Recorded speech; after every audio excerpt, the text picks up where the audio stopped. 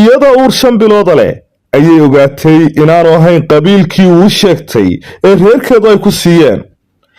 gabadhan si aanay u dhalin oo ilmaha uga dilmo waa uu garaaci jiray saacad walba, xilli walba iyo goor walba 5taasi bilood ay la noolayd.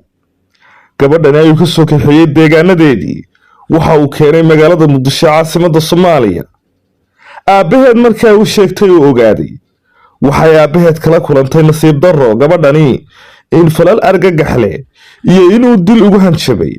gabadhani ayaa waxa uu sheegay aabaheed inuu ilmaha ay tuurto oo ay geyso goobaha carruurta lagu hayo, haddii kale uu dhafoorka xabadu kaga dhufan doono. gabadhan idin muuqata ayaynu barnaamijkeena maanta aynu ku dahqaadayna. ha yeeshee daawada intaynaan barnaamijka u gudagelin, haddaad channelkan Halhays Media aad ku cusub tahayna subscribe saar, muuqaalkana like boggana flowde ku soo dhawaada barnaamijka.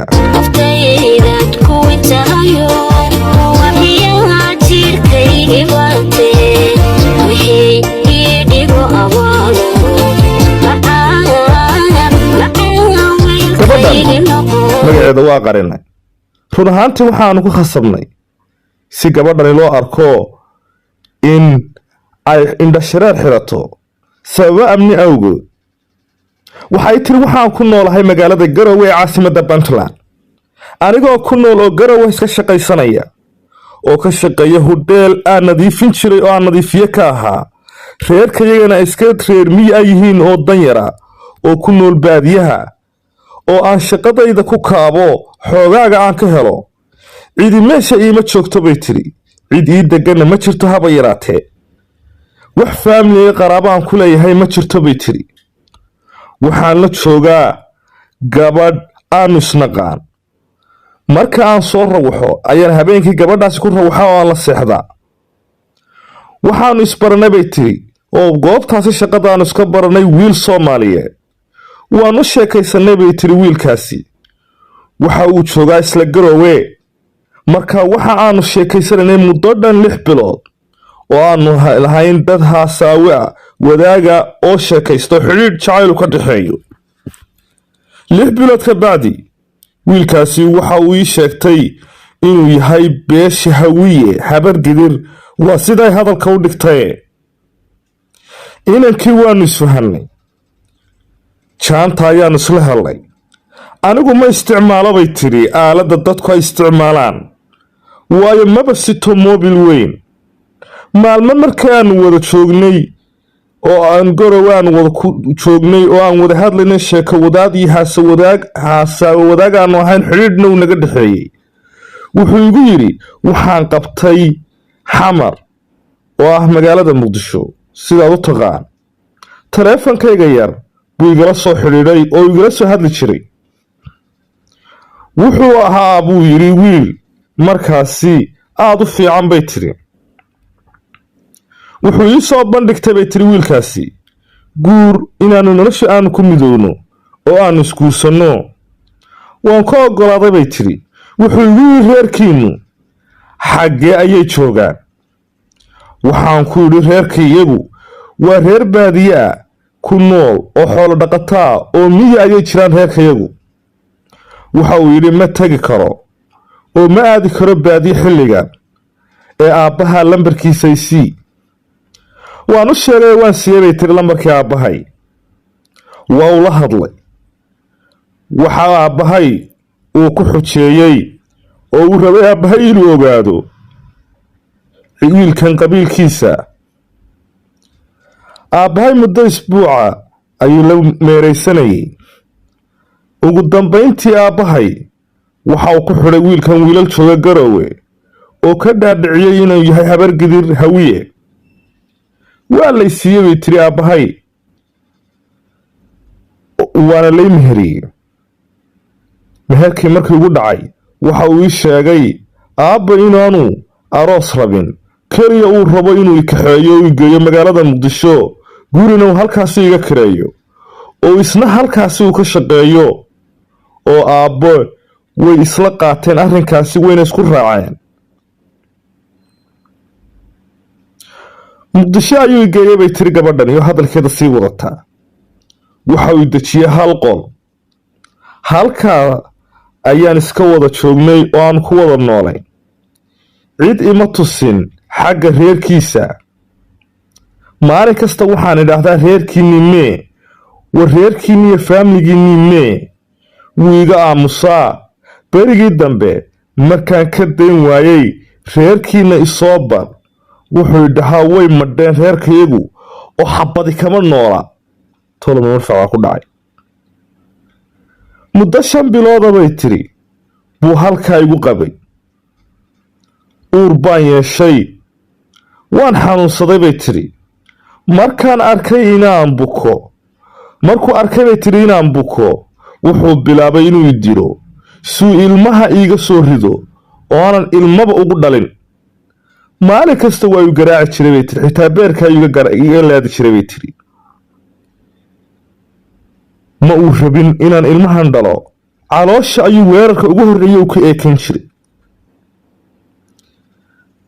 nasiib wanaag bay tiri ilmi igama dilinin, laakiin wada nabar ayaa noqday bay tiri.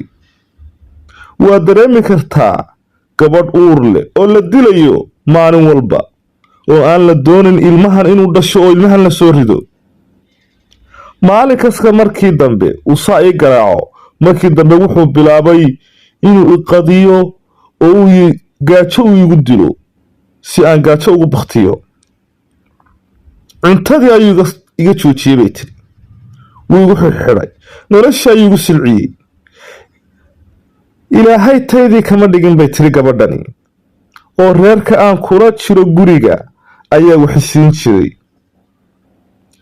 ma bixi karo oo ma laaban karo oo ma ku laaban karo deegaanadaydii Somaliland ee asal ahaan aan ka soo jeeday. ma haysto lacag nooli ah oo aan diyaarad aan ku raaco. ma haysto meel aan u baxsado. cid iyo ehel iyo qaraabo halkan ii joogto aan ka garanaya haba yaraatee ma jirto bay tiri. waxaan ahay bay tiri gabadh ma tagaysa oo tabcaana oo nabaro badan halis ay ku yaalleen inuu isagu u geysto. uur 5 biloodana leh. muddo 5 bilooda markaan sidii ahaa bay tiri, annaan isdhaho dadkiinnii iska aad, ayaan maalin dambe waxaan ku idhi war dadkiinnii mee, si aan uga dacwooyo arrinka aan ugu sheego. war dadkiinnii ibar intaan u yar qaboojiyey. war dadkiinnii ibar oo faamligiinnii ibar oo reerihiinnii ibar. waa taad gu lahay reeraha iyagu waxay joogaan xamare. wuxuu yidhi bay tiri qoladaan sheegtay maba ihiba. qoladaan kugu guursaday haba yaraatee ma ihi, si aad moodaysayna ma ihi, ee waxaan ahay beesha gabooye ama madhibaan. anna waxaan idhi maxaad isugu kay qarisay oo aad hore iigu sheegi weyday, waan kaa tegi lahaaye. gabadhan oo qisadeeda sii wada ayaa waxay tiri waxa uu ii sheegay inaanu qabiilkii igu guursaday aanu hayn uu yahay beesha gabooye. anna waxaan ku idhi maxaad isugu kay qarisay, waan kaa tegayaa, adna waan ku dilayaa buu yidhi. waan kaa tegayaa oo halkaasi ayaan kaaga dhaqaaqayaa, waana ku dilayaa oo adigana aakhiro ayaad aadaysaa. waan ku dilayaa adigana halkaasi ayaan kaaga tegayaa ayuu ku yidhi. gabadhan oo qisadada sii wadata ayaa waxay tiri maalmo kadibna ninkii waanba waayey meel uu jaan iyo cidhib dhigay. reerkii guriga igula jiray ayaan u sheegay bay tiri. reerkii ayaa aad ii dhaqaaleeyey. waxay siiyeen lacag nool aan diyaaradda aan ku raaco iyo xoogaa jicsina. waxaan imi bay tiri magaalada Garowe ee caasimadda Puntland. waxay tiri waxaan ahay gabadh yar oo la dulmiyey oo nolosheedii lagu ciyaaray. gabadh baan dhalay bay tiri yar oo aan haysto, oo ah gabadhaa yar ee idiin muuqata. reerkayagii aabbahay ayaan u sheegay arrinkii. aabbahay madaxa ayuu isku taagay, cadho ayuu la xanaaqay. wuxuu dhahay hay iman, reerkayagii oo dhammina way iska kaynaceen. waxaan la noolahay bay tiri hablo aanu isbarannay oo shaqaysta, ma haysto daryeel, ma haysto waxaan siiyo gabadhan yar, waxaan ahay dulsaar, waxaan rabaa in islaamku i caawiyo, waxaan ahay hooyo dulman oo la dulmiyey oo reerkeedii ay ka dhalatay ay dulmiyeen. Aabbahay waxa uu igu yidhi ilmahan tuur oo gey goobahaasi carruurta lagu hayo. reerkaygu ima rabaan, ilmaha tuur ayay dhaheen, mana tuuri karo bay tiri gabadhaydan yar oo aan uurka ku sigay muddo 9 bilooda. waxaan sameeye ma aqaan bay tiri, aabbahay layma tusi karo, ima arki karo, hadalkayga iyo codkayga midna ma maqli karo. gabadhan ayaa ku dhiban magaalada Garowe ee caasimadda Puntland. gabadhani ayaa asal ahaan waxay ka soo jeedaa deegaanada Somaliland, gaar ahaan bariga magaalada Burco ee xarunta gobolka Togdheer. aabbaheed waa reer baadiye, waa nin dhaqanka aada ugu adag, dhinaca qabyaaladana aada ugu horeeya. waayo ilmahan yar ayaa aabbaheed markii uu maqlay in ninkii uu siiyey uu noqday beesha gabooye ayuu gabadhiisii ku takooray. gabadhan yar waxay siiso ma hayso, cunugtan yar gabdho ayay dulsaar ku tahay. gabadhana intii ay qisadeeda iga sheekeynaysay way ooyeysay runtii. run ahaantii si aan bulshada Soomaalida ee halkan iga daawanaysa aan ugu xaqiijiyo uguna caddeeyo in gabadhani ay dhiban tahay, waxaan ka codsaday in muuqaal ay iska duubto iyadoo indho shareer sidata. waa gabadha idin muuqata ee ilmaha yar haysata. fadlan daawade gabadhan yar caawi wixii aad ku caawin karto. nambarkan shaashada ka qoran ayaad ka wacaysaa adiga oo la hadlaya kuna caawimaya wax allaale iyo wixii aad awoodo. waa gabadh walaashaya oo maanta u baahan inaad isgarab istaagto. reerkeedii, ehelkeedii, qaraabadeedii iyo kii ilmahan ka dhalay ee loo guuriyey ayaa cidla kaga dhaqaaqay. run ahaantii khalad ayay u gashay maaha. been ayuu u sheegay isagu markii hore, been ayuu ku guursaday.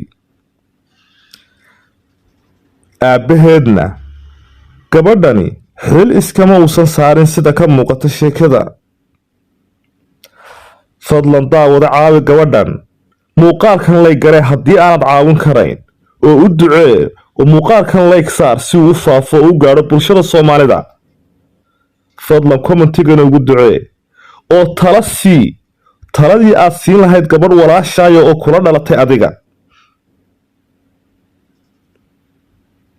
waa anigu Maxamed Labagoole. fadlan boggan falowde channelka Alhays Media subscribe saar. waa barnaamijka qiso iyo qiiro. fadlan haddii aad gabadhan u baahataan oo lambarkaas idiin dhici waayana fadlan naga soo wac Facebooka bogga page-ka aan ku leenahay ee Maxamed Labagoole ay ku qoran tahay. annaga ayaa kugu xidhi doona si aad u caawiso oo aad ugu hagaajiso wixii aad